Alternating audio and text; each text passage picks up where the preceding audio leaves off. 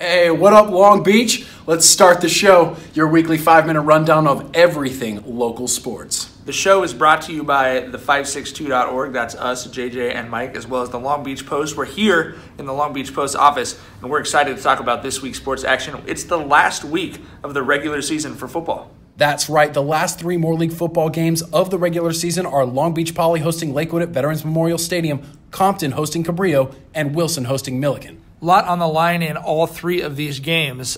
Poly has clinched a playoff berth. They're trying to clinch the Moore League Championship on Friday. Wilson has clinched a playoff berth. They're trying to sew up second place against Milliken. But that third playoff spot is wide open. It's a very simple scenario for Compton. It's win and you're in their home game against Cabrillo. If Compton loses and Lakewood wins and Milliken wins, we could end up with a three-way tie that would create some interesting scenarios for sure. We think that Lakewood and Milliken both have decent chances at an at-large bid. We think Lakewood has a really good chance for an at-large bid, in fact. Well, Compton has got to be the story of the second half of this season. They have just been absolutely incredible, running the ball like they always have, and winning close games against Milliken and Lakewood. Winning a game against Milliken and Lakewood is a big deal for Compton.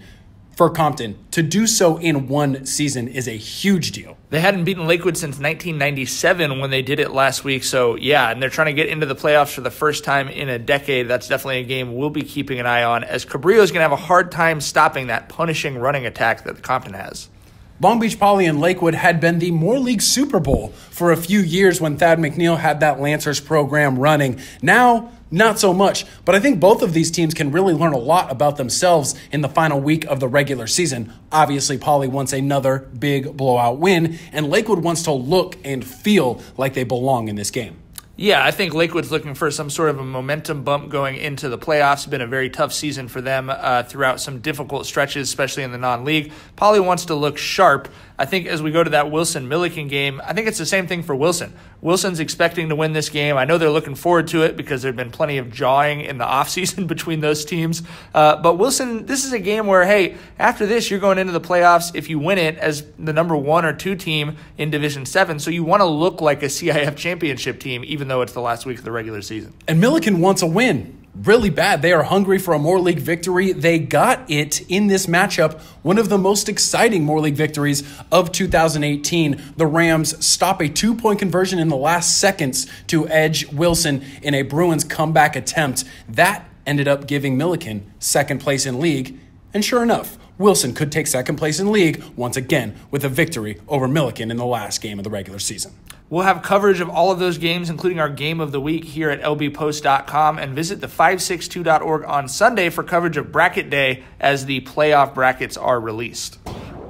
It's not just local football here at the 562.org and Long Beach Post. We're also covering the other Moore League sports like girls golf, girls tennis, both handing out their individual titles this week and last week. What a day at Sky Links Golf Course for Moore League girls golf, and specifically the young Bruins of the Wilson golf team. Emmy Sverdick won the tournament as a freshman for the first time ever. First freshman to ever win it. And this year, her younger teammate, Allison Soar, the new freshman for Wilson, ends up winning it. And she won it on the 18th hole because of a missed putt by Sverdick.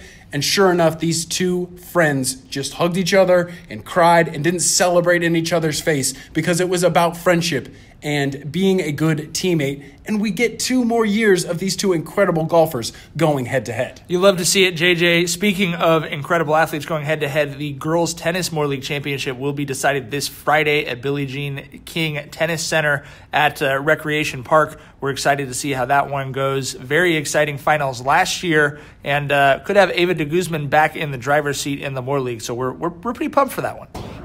Haven't seen Long Beach State go viral in quite some time. I believe it was when the Dirtbags were very good hosting that NCAA regional, super regional weekends against Texas and Cal State Fullerton. The sports information director over there at Long Beach State doing it again for the women's soccer team. Our guy, Tyler Hendrickson, making sure that the incredible behind the back nutmeg spinning move on the sideline from redshirt freshman Angela Morales was going to make it onto some of the most populated Twitter accounts in the world. I mean, NCAA on Twitter was retweeting this amazing move from freshman Angela Morales. You had over 500,000 views in that video between ESPN and, as you mentioned, the NCAA and Yahoo Sports had it up. It's been kind of crazy and cool in a season that has not gone the way Long Beach State wanted it to see a freshman get this big moment where she gets to be on the national stage. The Beach is hosting Hawaii on Sunday at 2 p.m.